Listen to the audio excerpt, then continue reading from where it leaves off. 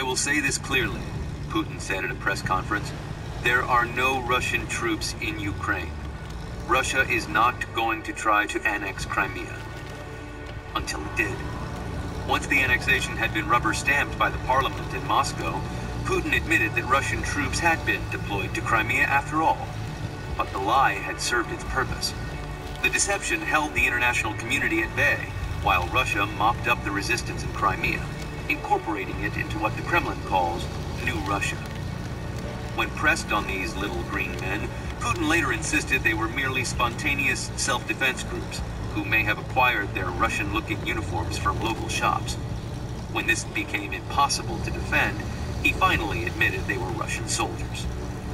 Years later, Crimea still remains a part of Russia, and the war in Ukraine grinds on, largely invisible to the world. That's by design. Moscow-controlled media organizations spin the facts at such a high RPM that even Russia experts are confused. The West will not risk a war with Russia if it cannot establish the basic facts of the conflict. It's a brilliant strategy by the Russians in a diabolical sort of way. Meanwhile, Ukrainians are being plowed under. Over 10,000 have been killed, twice the number of American casualties in the Iraq War. The Ukrainian conflict demonstrates how warfare has changed. In 1956, a student protest in Budapest led